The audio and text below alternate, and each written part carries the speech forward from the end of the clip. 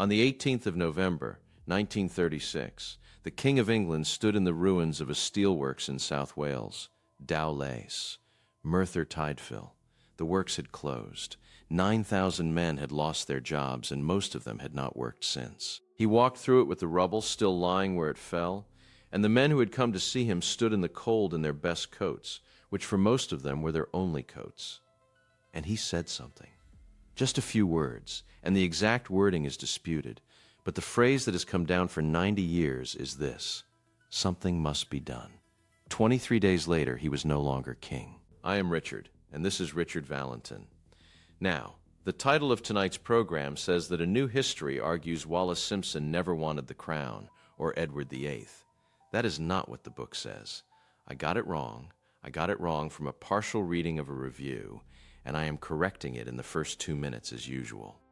What the book actually argues is considerably more interesting and considerably more uncomfortable. It argues that the reason Edward VIII lost his throne was not Wallis Simpson at all. It argues that the reason was Dowlais. Let me set this out properly.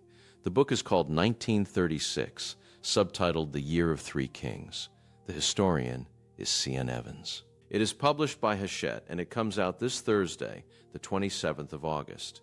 And her central claim, in the publisher's own words and in her own, is this: that Edward's visit to the distressed areas of South Wales in November 1936 was the true tipping point, that his public sympathy for the unemployed, many of whom had served alongside him in the Great War, pushed him into politics and overstepped his constitutional role, and that the Prime Minister, Stanley Baldwin, having decided the king had to go, used the Simpson relationship as his pretext, not his reason, his excuse.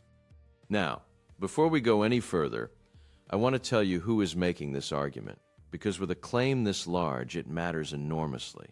Siân Evans is a cultural historian.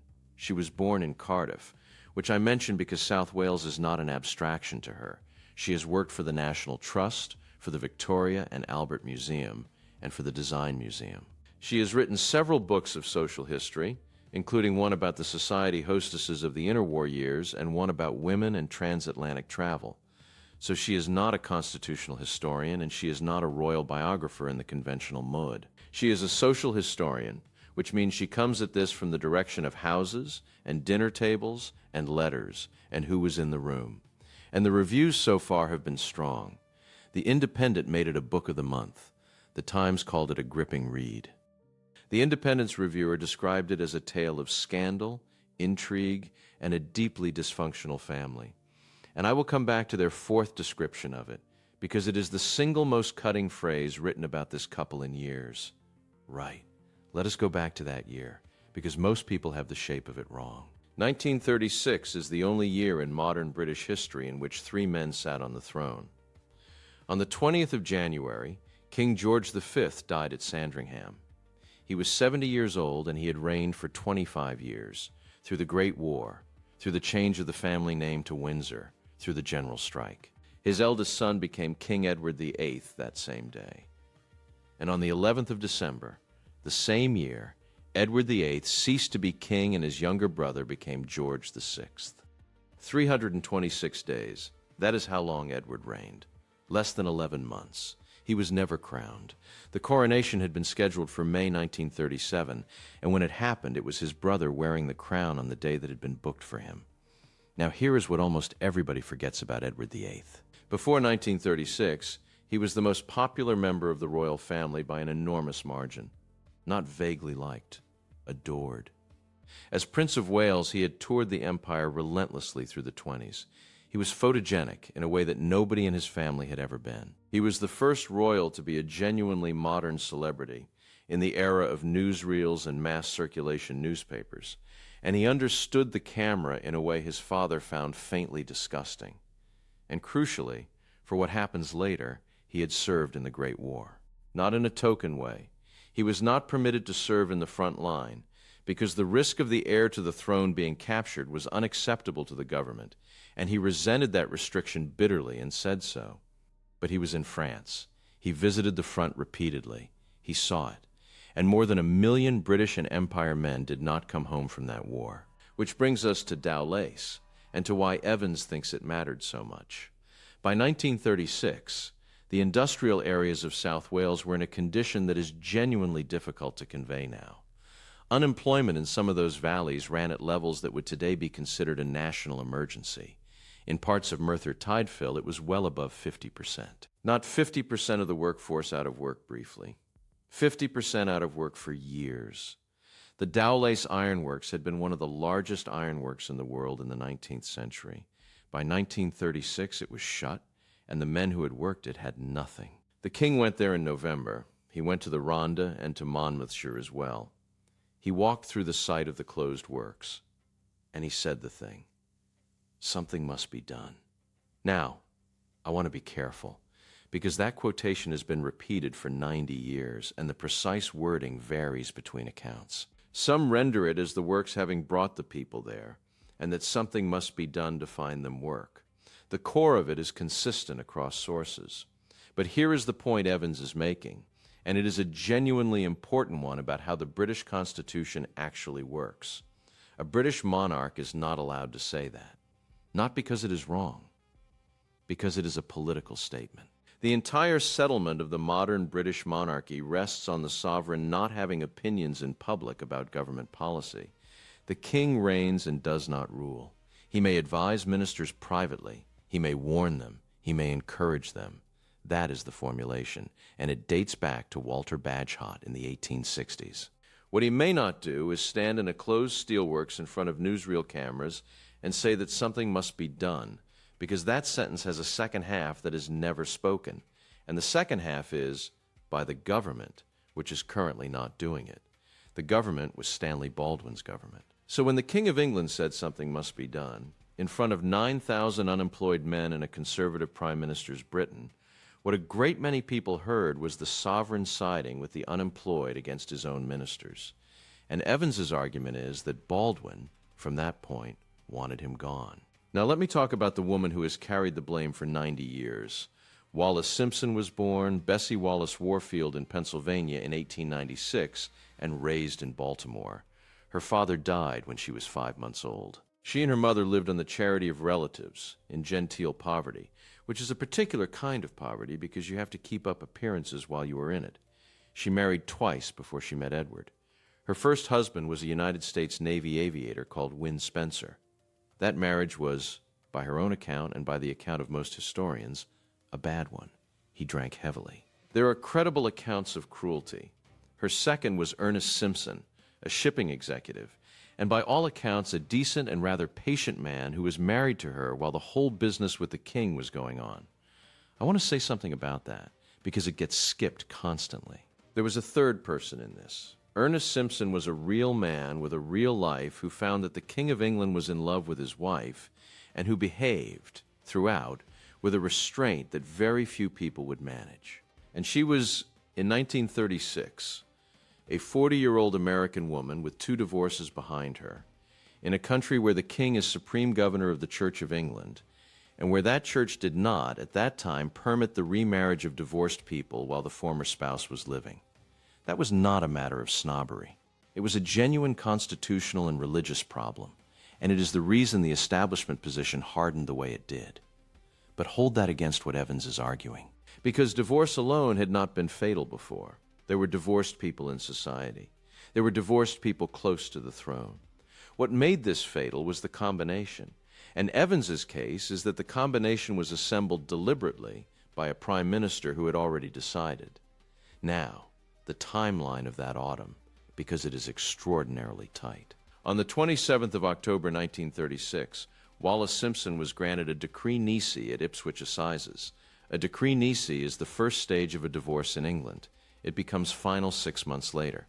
6 months from late October is late April 1937. The coronation was scheduled for the 12th of May, 1937.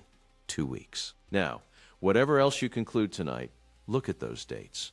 Her divorce would have become final approximately 2 weeks before he was due to be crowned. That is not a coincidence, and nobody has ever suggested it was. It is a plan, and it was a plan that everybody in government could see. The 18th and 19th of November, the South Wales visit. And then, between the middle of November and the 10th of December, the whole thing collapses. Baldwin put three options to the king. Give her up. Marry her against the advice of his ministers, which would have forced the government to resign and would have dragged the crown into a general election. Or abdicate.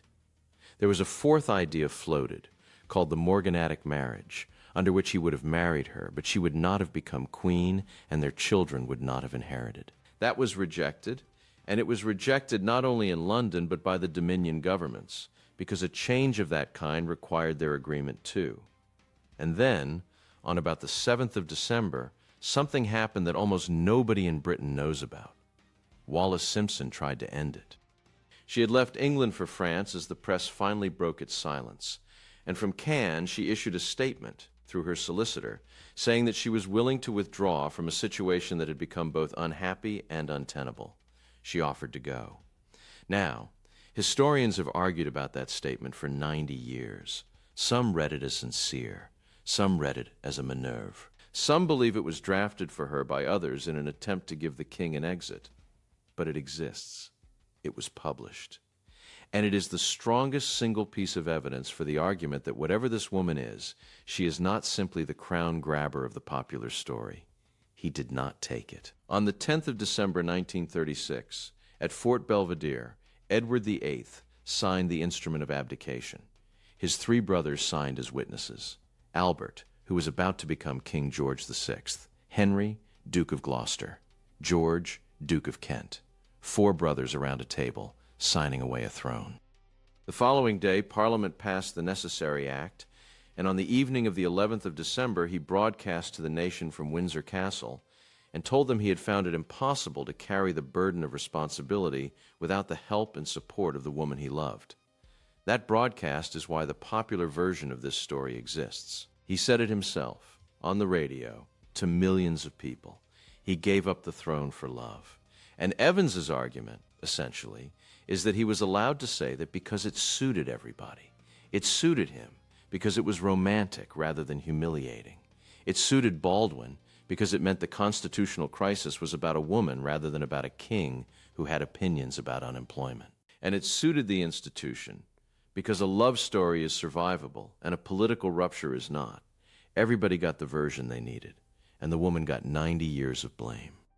Now let me argue against all of this, properly, because I have been laying out one historian's case for 25 minutes, and you deserve the objections. Here are 4 reasons to hold Evans's thesis at arm's length. First, he did want to marry her. That is not in dispute. There is no version of 1936 in which Edward was not absolutely determined to marry Wallis Simpson and to have her as his queen. Whatever Baldwin's motives, the king created the situation Baldwin then used. If he had not been determined to marry her, there would have been no pretext available. Second, the constitutional problem was real, not manufactured. The Church of England's position on remarriage was genuine, and it was not invented for this occasion. The Dominion government's objections were genuine. Baldwin was not conjuring a crisis out of nothing. He was pointing at a real wall. Third, the South Wales visit was not necessarily what it looked like. And this is the hardest objection, and it is one the reviewers have raised. The reviewer for the Press Association wrote that Evans is even-handed, but that there is very little in the book to make a reader warm to Edward. Their description was of an entitled, selfish man uninterested in the wishes of others. That is a serious problem for the romantic reading of Dowlais. Because if you have a man who is, in every other documented respect, self-absorbed and careless of other people, then one afternoon of visible sympathy in a Welsh valley is not obviously the emergence of a social conscience. It might be. It might also be a man who was very good in front of cameras doing what he was very good at. He did not, so far as the record shows, do very much afterwards. He abdicated 3 weeks later and left the country. The men of Dowlais were still out of work in 1939, and what got them back into work was not a king, it was a war. Fourth, and this is the one that hangs over everything. In October 1937, less than a year after the abdication, the Duke and Duchess of Windsor toured Germany and were received by Adolf Hitler at his residence at Berchtesgaden. There are photographs. There is film. He was photographed giving what appears to be a Nazi salute. I am not going to relitigate the whole argument about how far his sympathies went, because it is a genuinely contested area of history, and it deserves its own program. But the visit happened, it was voluntary, and it happened at a moment when the direction of the German government was perfectly visible to anybody who was paying attention. So when you ask whether this was a good man removed by a cynical prime minister, that October 1937 trip has to sit in the answer. Now let me tell you what happened to them afterwards, because I think it is the part of this story that almost nobody engages with, and it is by far the saddest. They married on the 3rd of June 1937 at a chateau in France. Not one member of his family came. Not his mother. Not his brothers. Not one. His brother, now King George VI, had issued letters patent the previous week, which granted Edward the style of Royal Highness and specifically denied it to his wife and to any children they might have. Think about the precision of that. The instrument that gave him back his dignity was written so as to withhold it from her. That single decision poisoned the next 35 years. He never accepted it. He raised it, over and over, for the rest of his life, with anybody who would listen. And then there was nothing to do. He was 42 years old at the abdication. He lived until he was 77, 35 years. He was made governor of the Bahamas during the war, which was a job designed principally to keep him a very long way from Europe, and he did it for 5 years and resented it. And after that, essentially nothing. They lived in France. They had a house in Paris provided at a nominal rent by the city. They went to parties. They were photographed. They were extremely fashionable and extremely idle, and they were, by every account of people who spent time with them, not happy. The Independence reviewer used a phrase about the relationship that I said I would come back to. They described it as a weird and almost infantile love affair. Infantile. That is a very hard word, and it comes from a review of a book written by a historian who has read their letters. And here is what I keep thinking about. Two people gave up everything for each other. He gave up a throne. She gave up any prospect of an ordinary private life and took on 90 years of being the most disliked woman in Britain. And what they got was 35 years of lunch. He died in Paris on the 28th of May, 1972, of throat cancer. He had smoked all his life. 10 days before he died, Queen Elizabeth II visited him. She was in Paris on a state visit. She went to the house. He was extremely ill, and by the accounts of those present, he insisted on getting out of bed and standing to bow to her. His own niece, standing, dying, to bow, because he had been raised to and could not stop. He was buried at Frogmore in the Royal Burial Ground at Windsor. And Wallis lived another 14 years, most of them in seclusion and latterly in very poor health, in that house in Paris. She died in 1986 and was buried beside him. They are both in England. They are both at Windsor. She is in the ground of the family that spent 50 years making certain she was never one of them. Now, what we do not know. We do not know what Baldwin actually intended. Evans makes a case from letters and diaries. It is a case, and it is an argument about the private motivations of a man who died in 1947, and he did not leave a memorandum saying he had decided to remove the king over South Wales. We do not know whether Wallis's December statement was sincere. We do not know what Edward would have been like as a king over 20 years, because he was one for less than 11 months and was never tested by anything except this. And we do not know, and this is the one I would most like to know, what he actually thought when he stood in the ruins at Dowlais, whether he meant it, whether it lasted past the drive home. Nobody can answer that, including Siân Evans, and to her credit, the reviews suggest she does not pretend to. Let me finish with what I think this is really about. There is a version of this story where a man gave up a throne for love, and it is the version that has been told in films and songs for 90 years. And it is a good story. And there is a version where a king said something inconvenient about unemployed men, and a prime minister who wanted him gone found a woman to blame it on, and it worked so well that the woman is still being blamed in 2026. I do not know which is true. It may well be both, in the way that most things are both. But here is the part that stays with me, and it has nothing to do with kings.